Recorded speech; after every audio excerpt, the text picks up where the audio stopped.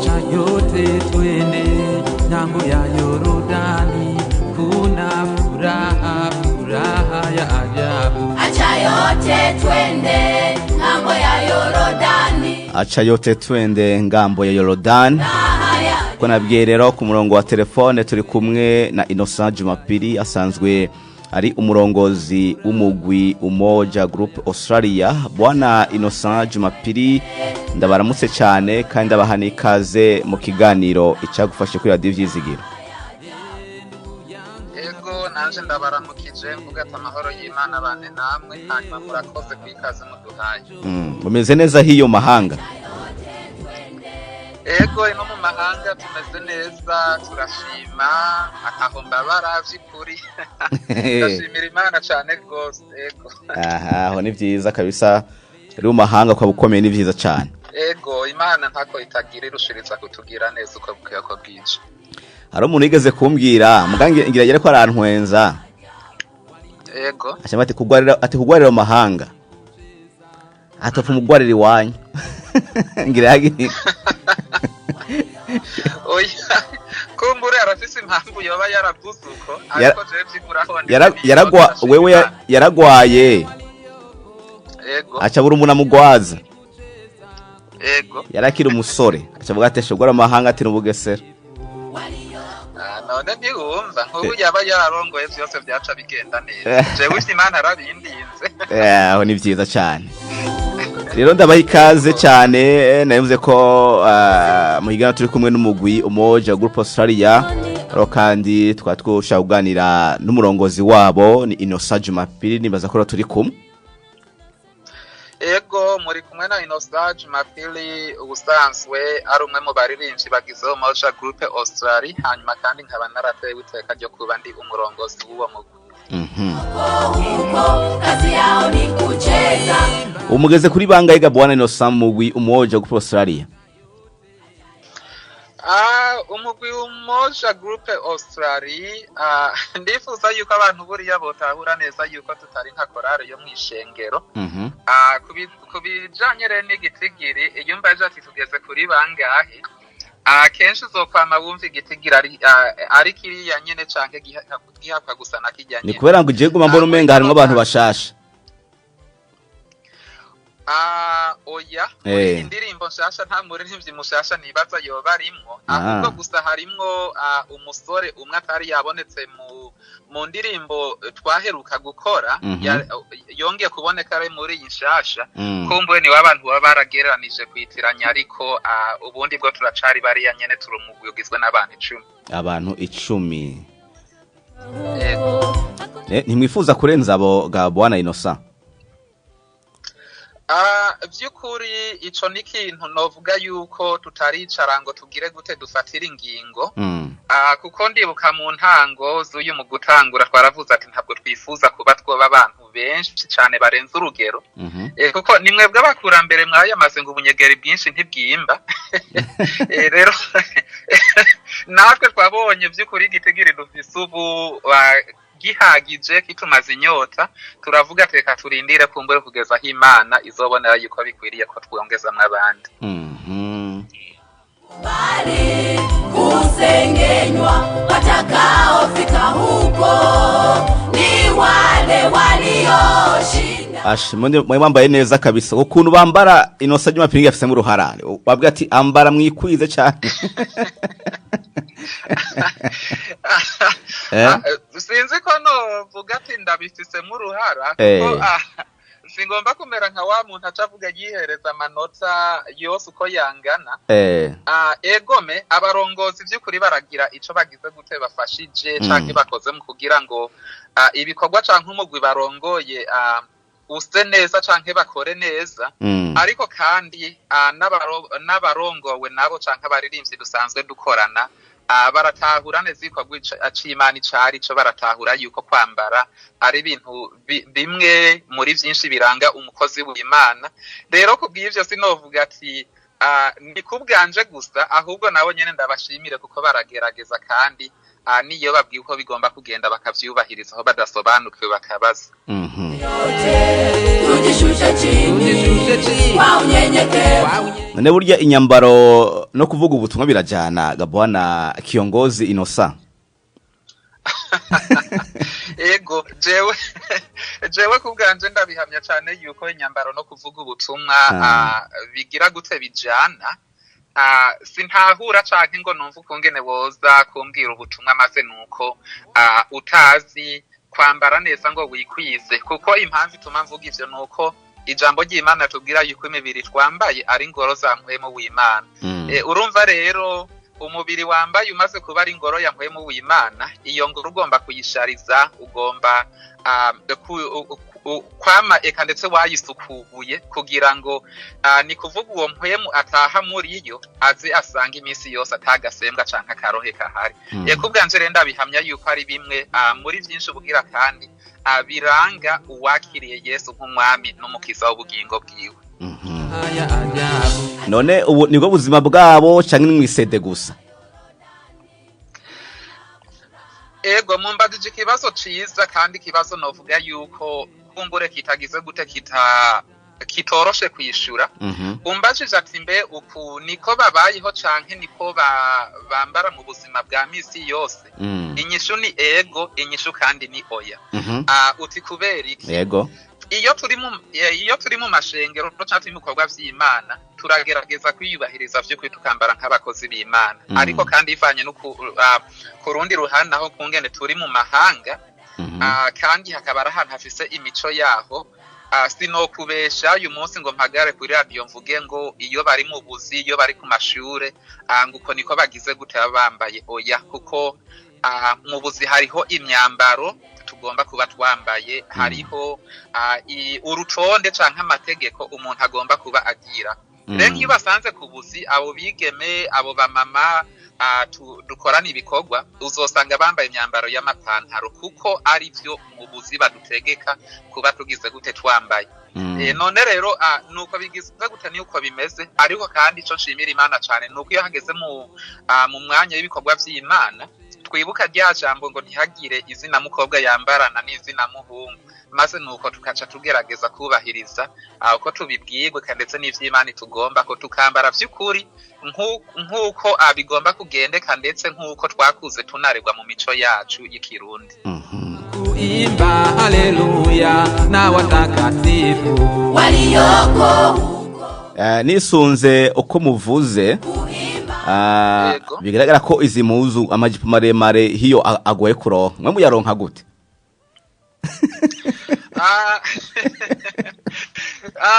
Vy'ukuri sinovuga ngo yaragoye kurondera, ahubwo gusa kenshi abantu muri ku mugabane wa Afrika muzoca mubona abantu bari ino ari abantu bakunda kwambara impuzu ngufi. Jewe rero sinovuga ngo umuntu ngo yambara impuzu ngufi ngo kubera ngo ndende yagize gute yazibuze. Ahubwo mu gihugu turimo ni igihugu giteye imbere kandi kinakomeye cyane. Ico umuntu yifuje kuba abishatse arakiba, ico umuntu yifuje kwambara agishatse aragira gute aracambara, kuko hariho uburondero bwo kukironderamwe akagira gute akakironka. None rero ndende zirahari na ngufi zirahari. Rero urumva kugira ngo twebwe duhitemwo ndende ni kakabuto kampwemu w'Imana kagize gute katurimo. Arumva twe baraduhenze batubwira ngo ashe ngo hiyo ngo impuzu ndende ngo ntizibaho. Ubaje ati kutsige wambara gutyo ati nibike ati ino ndende ntizikibaho. None rero hariho abantu usanga bagomba kuvuga kumbura kugira ngo mwebwe muri hiyo muhira iwacu canke muri Afrika kugira ngo mwumve yuko bageze mu kizungu. Kuko je kuba ndi mu kizungu sinibaza yuko nogira gute novuga ati n'ibintu mpereza agaciro, kuko abishizemwo yuko bari mu kizungu ni bamwe bariko baragira gute bariko baraje mu mahonero, kuko baca bishiramwo kwishushanya, guhindura imico yabo, guhindura ingendo zabo, bitwaje canke bishimikiza iryo jambo ngo turi mu kizungu. None rero hariho ababihitamwo, ariko kandi jewe umuntu avuga ivyo imbere y'Imana n'imbere y'abantu novyatura yuko aba ari umubeshi, kuko oya ntizibuza ahubwo ziriho ku bwinshi. Isipokuwa wale watakaofika huko ni wale waliokubali kudharauliwa. Indirimbo iriko irasamirana iri muri Kiswahili mwise ngo acha yote twende. indirimbo isohotse inyuma y'indirimbo yari maze amezi 2 indirimbo mwari mwise ngo heni mwibuke ndabona ko ubu biroroshe ubu akanya karabone ko gusohora indirimbo ko nyuma y'amezi 2 indirimbo shasha byaroroshe canke n'indi mikenyuro mwateguye sinovuga ati byaragize gute byaroroshe ahubwo kuba indirimbo zabaye izikurikirana mu kanya kagufi novuga ati ni ibintu twagize gute twiteguriye kuko ndibuka no mu kiganiro giheze twakoranye na radio ivyizigiro mwaratubaje ati ni kubera ikazigiye kinini mutarasohora indirimbo aho hari nibaza hari mu mpera z'umwaka ugize gute urangiye igituma rero kiriya gihe twari twatevye ni kuvuga twariko turitegurira uyu mwaka kugira ngo uyu mwaka tuzokora ibintu tugira gute tunyarutsa ko muri ya mwaka twagize ingendo nyinshi duhamagarwa mu bikorane vyinshi maze nuko tuca turavuga ati reka twite kugwiza gufata amajwi canke gukora ico twita audio mu rurimi rw'icongereza rero kuba twaragize gute kuba twari dusanganywe yama audio menshi canke indirimbo zikabona vyaradufashije cane muri uyu mwaka kuba turiko turakurikiranya indirimbo za video mu buryo bwihuse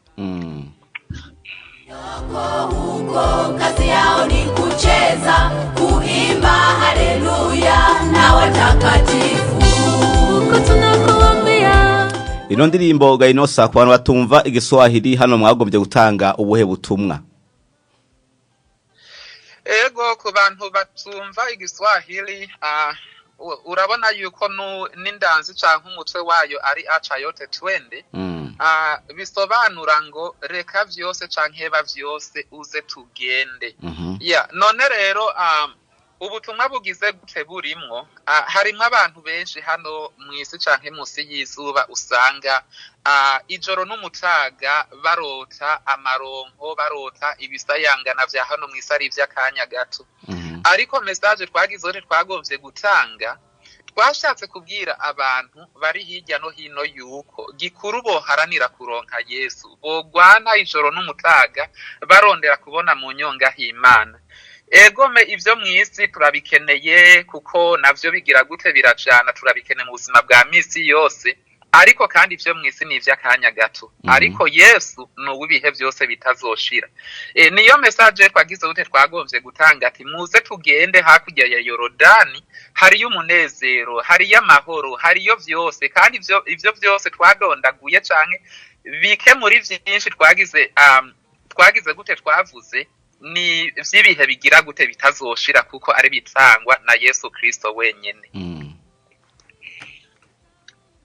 isipokuwa wale waliokubali kutaka msalaba na kumfuata yeye ndio watafika huko. Iyi nayo ninde yanditse ni Innocent Jumapili nyine canke nundi muntu ari mu mugwi vy'ukuri kimwe mu vyongera gute nshimira Imana Moja Group rimwe abaririmbyi afise ingabire nyinshi zigize gute zitandukanye iyi ndirimbo vy'ukuri ntabwo ari yiyanje iyi ndirimbo niyo umuririmbyi nubaha cane yitwa Bikorimana Agnes ni wayitunganije kandi wumvise n'igiswahili carumva ko ari igiswahili kidateye isoni kuko n'umuntu yahawe ingabire zo kuba yomenya indimi zigize gute zitandukanye none rero si yiyanje niyo kwa Bikorimana Agnes ariko kandi nizizokurikira harimwe izizoza zivuye ku baririmbyi batandukanye nk'abagorete na ba Anastasie n'abandi bagize gute vy'ukuri mwitege vyinshi vyiza imbere ashumva ko ufise abanyengabire gusa ego dufise abanyengabire kandi ndabashimira cane kuko izo ngabire baragerageza kuzitwararika baragerageza kuzivomera kugira ngo zirushirize kunaga bakanazisengera cane none raho bari bubahwe ndakura inkofera kabisa bisigura ko mu kuja muri Moja Group Australia ingabire nayo iraza imbere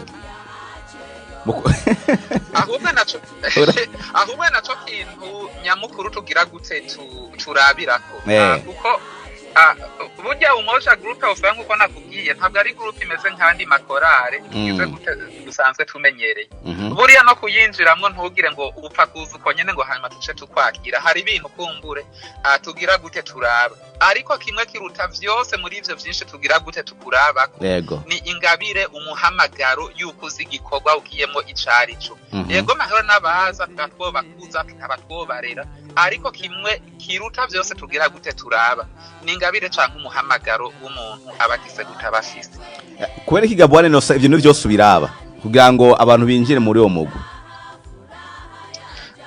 impamvu ivyo bintu vyose tugira gute tubiraba turifuza neza yuko umuntu muri make yomenya igikorwa agiyemo icarico kuko igikorwa c'Imana ni ikintu igomba kugira gute ikintu igomba kubahwa ni ikintu igomba ni kuvuga guherezwa agaciro ndaguha nk'akarorero hariho abantu bashobora kuvuga ati turifuza kuza muri umoja ariko ugasanga uwo muntu kumbure n'umuntu afise agatima ko kugira ngo azoboneke muri video hanyuma amaze kuboneka muri video rimwe kabiri acagira gute acabiva uyo ntitumwirukana ahubwo turagira gute turamuhanura tukamubwira ivyitonderwa nuko agomba kumbure kuba yogira gute kuba yokora mu gihe bigize gute bita umenga ntivyuzuye muri we canke tubona yuko umenga ivyo bintu bizogera gute bizomugora vy'ukuri turamubwira ati utwihanganire kuko turabona ikikuzanye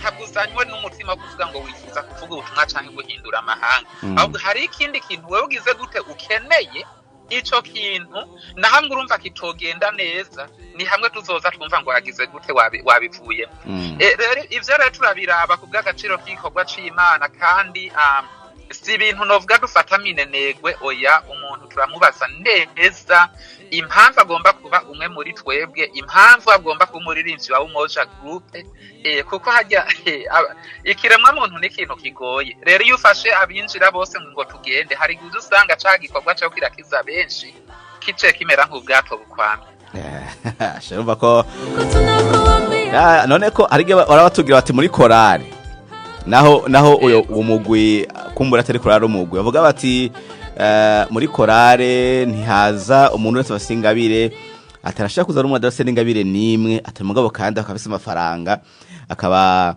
aje gushikira kuwa c'Imana mu buryo bw'amafaranga kandi by'ukuri mu ngabire zigaragara atanimwe afise uyo muntu aje nawe bice bigenda gute cyane mwese murayafise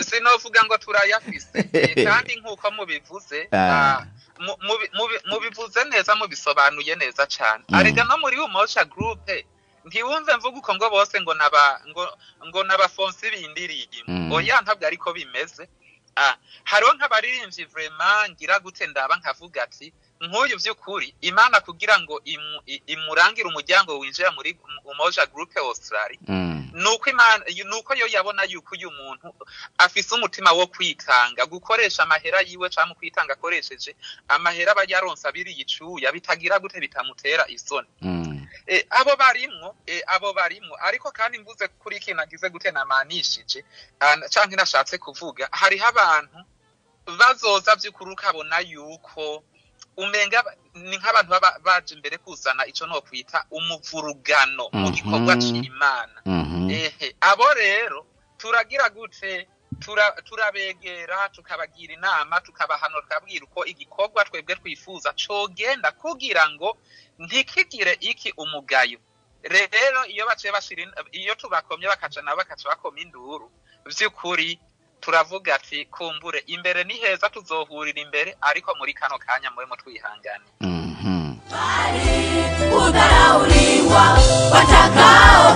ariko nibaza ko batagorana mbora umenga hafi nka bose barubatse abantu basengera ntibagorana oya iyo Umoja Group usaba ugirimwo abasore harimo umusore umwe harimwo abigeme harimwo abapapa n'abamama eka ndetse abenshi kenshi ntibadutandukanya kubera twese bisa nko turi abantu bakiri bato yego buriya mbere mbyita mbwira basore bakunda kumpamagara banyaka inimero z'abano bige kenshi bavyumva yuko ari gaba ko barasaba inimero z'umugore w'umuntu barabazi gusaba ati dutabare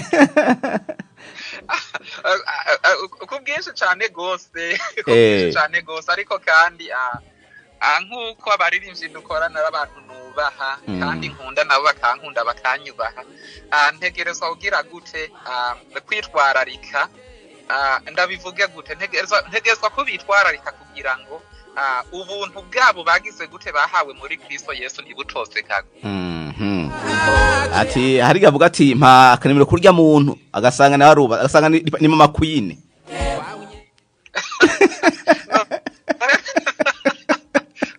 ugo mama Queen uvuga ni madame wanje madame wawe nahawe ni Imana areka vyama vyabaye kandi no kuri iyi nimero ya Umoja Group yose tugiye gute dukoresha kuri WhatsApp niyo mpamvu kenshi uzobona ata amafoto ya bano bigeme na bano ba mama tugira gute dushirako kuko iyo tuzisizeko tuba twiteye ibibazo uza wumva mpereza nimero uyu ndamuzi twariganye uyu ndamuzi amesuku mumpe nimero yiwe nifuza umukobwa akitizwa ari muri Osari ariko benshi ntibatahure yuko bariko baravuga abagore babandi bantu hari n'abaza bavuga ngo Imana aranyeretse ngo umugore wanje ngo ari muri Umoja Group ivyo bimaze kuba umuntu ari muri Kenya umuntu ari Bujumbura Imana arambwiye ko umugore wanje ngo ari muri Umoja wamubaza ati muraba n'uwaho ukabona uwavuze n'umugore w'umuntu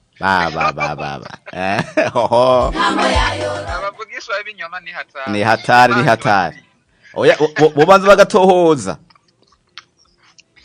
ico rero nico cakindi namye ndavuga urumva bihutira kuvuga ahubwo aho gufata kanya babanze biyumvira ati reka mbanze ngende mahoro canke bukebuke ahubwo waramubona akacavu yamushima cakabonana umukobwa wa kumbure asa neza gororotse wakazuru keza wakacavuga ati nujya nyene ariko ivyo navyo urumva yuko tuca tubiganya na yambwa yihuse kacuvyara ibihumi furaha ya ndugu yangu nakusi usiseme umugwi ni Umoja Group Australia nibo turi kumwe n'umurongozi wabo Innocent Jumapili urumva neza cyane ibijyanye n'uno mugwi Umoja Group Australia wahise ngo acha yote tuende tisiga byose tugende ati kubera yuko ibintu byo mwisi buryate ni byakanya gato urashaka kufise uno munsi ejo kayibura uno munsi wawe ejo kabironka aba kandi ntari munavyamana hari gihe bishika ukabisiga kandi byo kuri warabirondeye warabiruhiye gasigara birarya abandi bantu batigeze baruha bataze kuntu vyarondewe ku isi nuko bimeze kandi burya abantu babirondeye ni bake banabirya ko benshi byinshi biriribwa n'abantu bisigariye bataze kuntu bimeze sango rero ivyacu nivyo dukoreye mu Imana dukoreye Imana ivyo vyiwawe ibisigaye byose byasigwawe birashaka kuribwa n'undi muntu utanazi ariko ivyo ukoreye mu Imana birabikwa ahantu amurengutse mu ijuru biba ngo ibikorwa bizodukurikira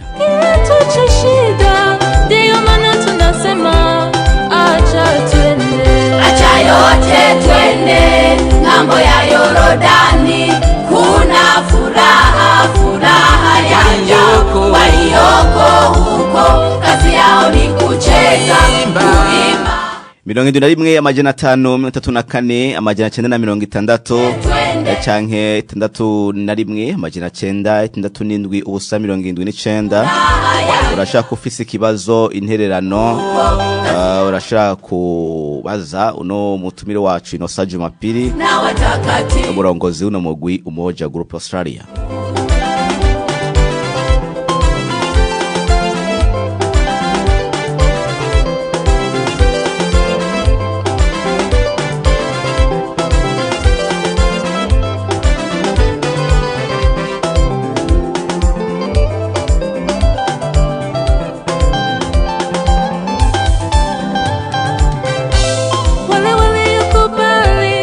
Katika msalaba na kumfuata yeye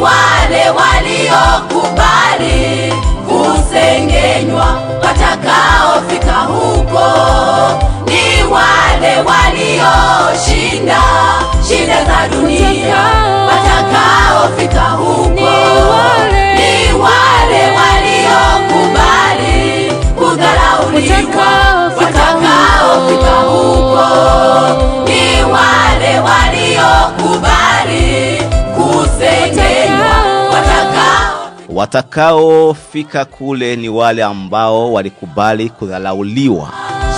Inosa kano kantu abantu bazoshika mwijuru none bazameye gusuzugurwa gute? Abantu bazoshika mwijuru nabantu bazabaremwe gusuzugurwa kuko ivyo tabizi yuko ari imwe mu bigeragezo canke mu ngorane umukristo agira gute ahubwo agira gutahura nazo. Nk'akarorero nkatwe abaririmbyi hari abantu batubwira ko kurimba atavyo tuzi, hari abatwandikira batubwira yuko gutamba atavyo tuzi.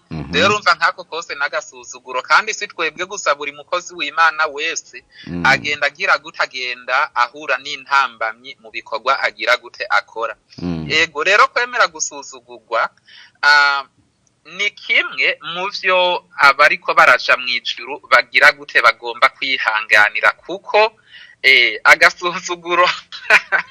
agasuzuguro karakomeye cyane, kandi tuhura nako nko mu buzima bwacu bwa Rukristo akenshi cyane gose. None rero ni kimwe mu vyo tugomba kwihanganira.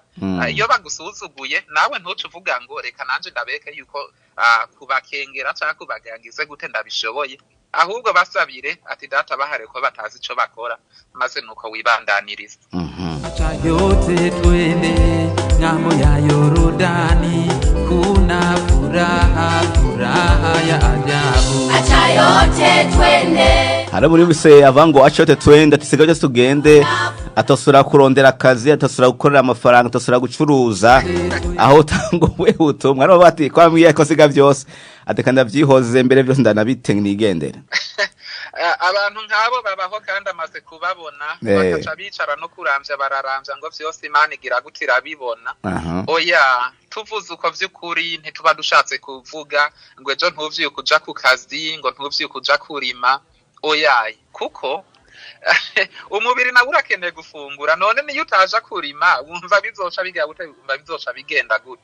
Ahubwo message nyamukuni kuvuga ngo ntiduhahamira ivyisi cyane ngo twumve neza yuko tugomba kubijamwo, maze nuko ivy'Imana tuvyima umwanya canke tuvuge ngo ntitukibishoboye kuko dufatiriwe cyane. Oya, kuko uravye cyane cyane nkano mu mahanga tugize gute twebwe twatsindaro. Hari abantu benshi batakiri mu makorare, hari abantu benshi batakija gusenga, hari abantu benshi ibikorwa vy'Imana bisaba ko bagize gute babihevye. Wababaza ati ni kubereka kubwira ngo ndi bize, ngo ndafatiriwe cyane, ngo nta kanya ngira gute ngiro. Ariko kandi akibagira yuko hari igihe yamaze ariko arasenga Imana cyane, ayibwira ati Imana ndagusavye uzompa akazi. Imana imaze kumuha akazi, kakazi kaca kabinyandura uko yiki yo guheba ibikorwa vy'Imana. Rero tuba turiko turabwira abantu ati uko biri kose ntimugire gute, ntimureke gusenga Imana, ntimureke kwegera Imana ngo muriko murarondera ivyisi, kuko akazi jo barashobora kukwirukana. Iyo butike yawe je urashobora kugenda ugasanga bayivye ibintu byose bagize gute babitwaye. Urumva turagenda kubuza tugataha, ariko ejo ntituba tuzi yuko n'ubu tokumva yatakazi karange ntimugaruke. Ariko tugize gute iyo twihaye Yesu tukamwegera, ni kuvuga ivyo tuba turiko turakora vyose bisa nkuko tuba turiko turabibika ahantu hatabora, babisa nkuko turiko turagira gute muri make turakora ikorwa kitazopfa cibagirana. Rero ntimuce musiba kubuzi cyangwa mubireke. Oya, ivyo uko nako barukubura ubwenge, niko Paulo yagize gute yabivuze. Ariko dukore twibuka no gusenga. Furaha ya walioko huko, kazi yao ni kucheza, kuimba haleluya na watakatifu. Ni wale waliokubali kudharauliwa, watakaofika huko.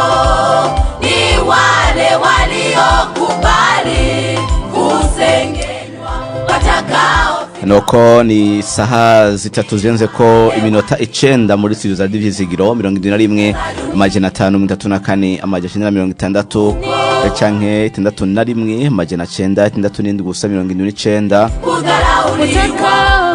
Hasigaje iminota mike cyane igera kuri 5. Nimba ufise ikibazo, intererano cyo mva ubaza, cyangwa twandike cyangwa duhamagara bakadusigaje iminota mike igera ku minota 5. Shida za dunia tuyaache yote, tujishushe chini kwa unyenyekevu. Wanasangira kumwe mu gusoza tureke muruhuke. Musabiki abakunzi ibindi muzo guhimbaza Imana kugira ngo kumbure ubutumwa Imana yabahaye buciye mu ndirimbo bushike kuri hashoboka. Yego murakoze. Igisabo cacu n'ubu ni cakindi nyene ntikirahinduka canke gihinduka. Turabasaba abakunzi b'indirimbo mpimbaza-Mana aho bari mu mpande z'isi yuko boshiriza kudusengera. Aho basengera abandi natwe ntibatwibagire cyangwa badusiga inyuma mu isengesho ryabo. Na cane cane kuba turi mu mahanga novuga yuko Imana yatayizi canke batayizi, urumva vy'ukuri amasengesho ni intererano izoba ikomeye cane. Hanyuma ikirenze kuri ico, turabasaba yuko indirimbo zacu borushiriza kuzisangiza abandi, eka ndetse no kudufata mugongo mu buryo bwo kudukurikana ku mirongo yacu, haba ari kuri Facebook na YouTube n'ahandi. Murushize kudufata mu mugongo, mudushigikira ivyacu mubisangiza abandi. Nico gisabo numva no basaba, hanyuma mvuga ati Imana ibahezagire cane. Hariho umuririmbyi mbere ko dusozera muri ko murashigikira Bwana Innocent yitwa Irakoze Asa. Twabonye ku mbuga zanyu mwandika yuko vuba cyane asohora indirimbo shasha. We yemeze uteye kumure mu gusozera mu segonde mike cyane. Irakoze Asa numwe mu baririmbyi byo kwitira uko tashigikira kuko nawe twabonye yuko ingabire yiwe ibereye gushigikirwa. Ego nivyo n'uyu munsi hariho indirimbo yiwe igira kabiri y'umwaka iza gusohokera ku murongo wacu. Indirimbo iri mu rurimi rw'Igiswahili yitwa Nibariki Baba. Hanyuma kuba twarahisemo kumushigikira nuko by'ukuri twabonye yuko Irakoze Asa abereye gushigikirwa, kandi hariho ibanga rikomeye Imana agize gutashize muri we, kuko benshi mu bamaze kumva indirimbo ziwe amakomante turayabona. Vy'ukuri urabona yuko ibikorwa turiko tamushigikiramwo yuko bitariko birapfa ubusa, ahubwo yuko birahindura amahanga. None rero nibanga Imana ashize muri we, twebwe twagize gute twabonye nk'abaririmbyi bagenzi we, maze nuko tuca turavuga ati uyu muntu vy'ukuri nuwo gushigikirwa. Yego impamvu niyo. Ndimo izosohoka ryari? Indirimbo yiwe igira kabiri iza gusohoka uyu munsi. Nimba ntihenze aho i Bujumbura canke mu Burundi aza kwa rigeje isaha 5:30 amasaha y'igitondo. Kubari hano mu gisagara ca Brisbane, Australia haza kwa rigeje isaha 1:30 amasaha y'ijoro. Yego turabasaba rero yuko mwoyikurikirana kuko muraza gukuramwo message nziza ibereye kandi ikomeye izana batera intege muri no rugendo turimo. Bwana Innocent Jumapili murongozi w'umugwi umoja w'Prosaria, ndabashimire cyane kuno mwanya mwaduhaye. Ego namwe turabashimiye cyane ku mwanya mwaduhaye. Kumbure hariho benshi mwari gutumira uyu munsi, ariko mwabonye yuko ari twebwe mwotera iteka. Turabashimiye cyane gose rero, dushimira n'Imana bashoboje kandi komeza no kuba umutima w'urukundo. Reka tuvuga ati kimwe kiruta byose, Imana ize bayiherezo ryiza muri Kristo Yesu. Nkayifuza kubaganiriza bo wasanga kuzihe mbuga? Abifuza tuganiriza bo dusanga kuri YouTube, ariko kandi abigoranye ko YouTube abenshi iragira gutira bagora, boca kuri Facebook bakandikamwo Moja Group Australia. Hariko nimero zacu za WhatsApp kandi ndetse na telefoni igize gute isanzwe. Bogenda hariya maze nuko bagatora nimero, eka ndetse sinivyo gusa ni naho bazokura n'ibikorwa byacu byose uko bigira gute uko bingana, ari indirimbo ari biganiro dukora, eka ndetse n'indirimbo z'abandi barinzi nk'aba Irakoze Asante bose tugira gute dukorana. Indirimbo zacu nizabo naho bazogira gute bazozikura. Ego kuri Facebook na YouTube kandi ndetse na TikTok na Instagram hose twagezeho. Hose ugiye ukandikamo Moja Group Australia, inimero zacu kandi ndetse n'ivyacu byose uca ubibona. iyo bandikiye kuri WhatsApp murabishura? Ego turabishura cyane gose, ariko kandi nuko kenshi abenshi haba hari nk'ivyo bifuza, maze nuko twabwira ko bidakunda ukamenya ntibaguye neza. Hari abaduhamagara barondera amaviza yo gushika ino, hari abaduhamagara barondera ubuzi, ariko ugasanga nk'ivyo bintu bariko badusaba ibintu vy'ukuri twe gatabubasha canke atabushobozi dufise bwo kuba twogira gute twobironka. Ariko nimba ari umuntu aduhamagara hari ikindi kintu adusaba dushoboye gukora vy'ukuri gufasha ndetse no kugira gute no guterera, ni kimwe mu byo twifuza gukora, kandi iyo tubikoze twizera ko tuba twirondereye umugisha uva ku Mana. Esangu iyo basavye ibyo mushobora murabikora? Ego turabikora cyane gose. Nk'akarorero hariho nk'umumama aheruka kuduhamagara tubwira yuko agwaje umwana, aratubwira ati nukuri nabuze amahera kanaka yo kugira ngo uyo mwana ndamutware mu bitaro banse kumwakira. Uyo mumama twaramufashije. Hariho umusore aheruka kuduhamagara avuga ati nukuri maze igihe kinini nzenga, ariko narabuze uburyo bwo kuba noronka Bibiliya n'igitabo c'indirimbo, ubwo twarabimuronkeje. Hariho abenshi baduhamagara tugira ko atagira ivyo bambara, abo twarafashe bararonka uduhuzu bagira gute bambara. Abanyeshuri uko nyene. None rero Umoja Group turiho turakora, ariko kandi urabizi yuko ata mwami ashobora kunezereza bose. Hari habo iyo turashoboye kumbwera ugira ico tubafashishije bacabona yuko umenga ntitubitaho cyane no gukenga no kugana tugira gute turagaya.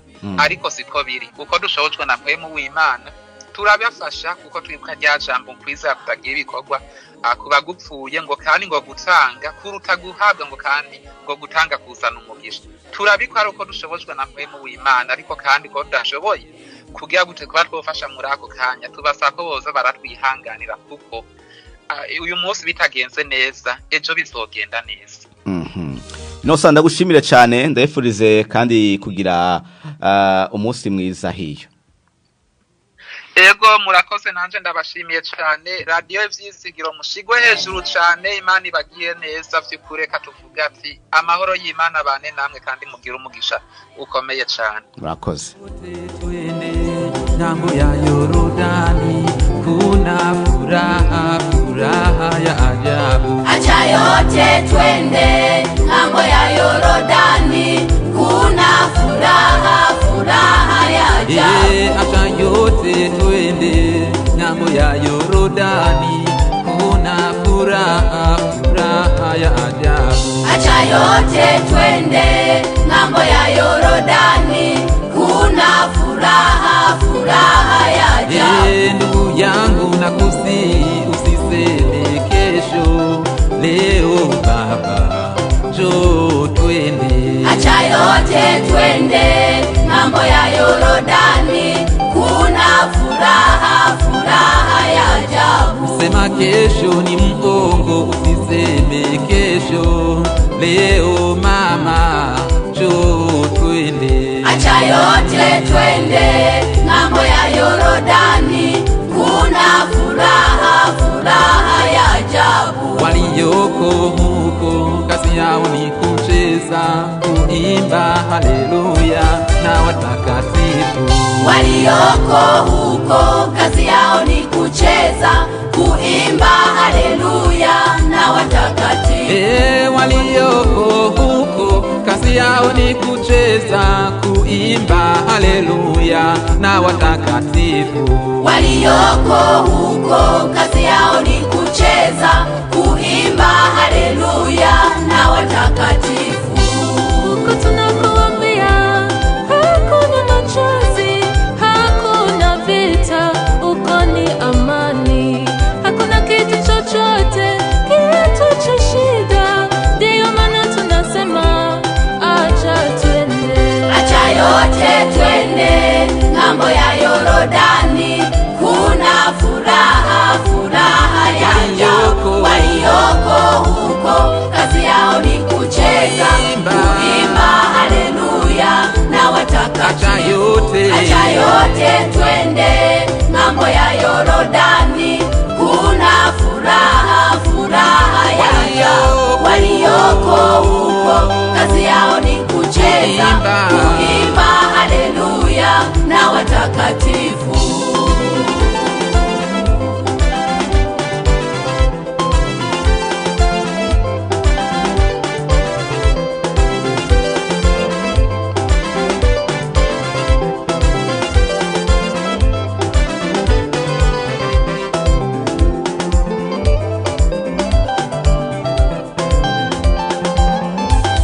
nuko nize neza ko mwafashijwe kandi mwatahuye neza ibijyanye n'ino ndirimbo no mugwi Umoja Group Solaria duheruka gusohora, kandi mwamenye byinshi mu bijyanye n'uno mugwi Umoja Group Solaria.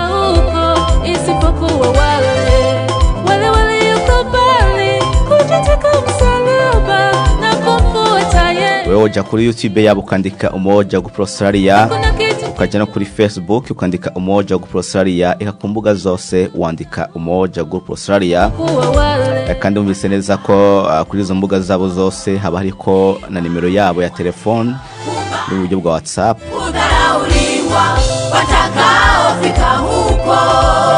Urashaka kubandikira batera intege canke hari kibazo kindi ushaka kubabaza. Watakaofika huko ni wale walioshinda shida za dunia. Mfise kandi yoko hari no muririmbyi basanzwe bashigikira yitwa Irakoze Asa, ava hariya mu ntara y'Amakamba neza neza muri komine Mabanda, aho ku munsi w'ejo isaha 5:30 ku masaha mu Burundi azosohora indirimbo nshasha. Kandi iyo ndirimbo muzoyisanga kuri YouTube, kuri chaîne ya YouTube y'ino mugwi Umoja Group Solaria. Tuyaache yote tujishushe chini. Reka ndabashimire cyane Joe Desire Kwizera turi kumwe. Ndayifurize kugira umunsi mwiza wa gatandatu, wande munogerwa n'ibiganiro by'insamizi by'izigiro.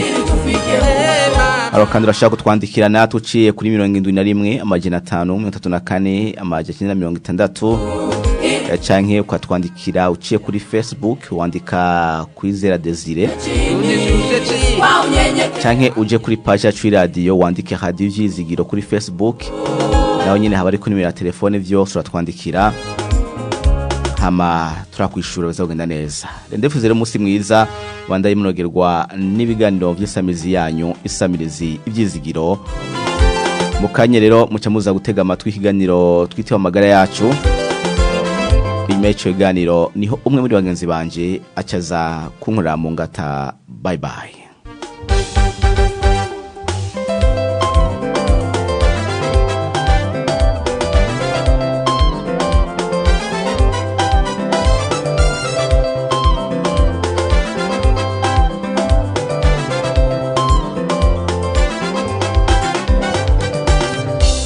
Yote twende ng'ambo ya Yorodani, kuna furaha, furaha ya ajabu. Acha yote twende ng'ambo ya Yorodani, kuna furaha, furaha ya ajabu. Acha yote twende ng'ambo ya Yorodani, kuna furaha, furaha ya ajabu. Acha yote twende ng'ambo ya Yorodani, kuna furaha, furaha ya ajabu. Acha yote twende ng'ambo ya Yorodani, kuna furaha, furaha ya ajabu. Acha yote twende ng'ambo ya Yorodani, kuna furaha, furaha ya ajabu. Ndugu yangu nakusihi usiseme kesho, leo baba njoo twende.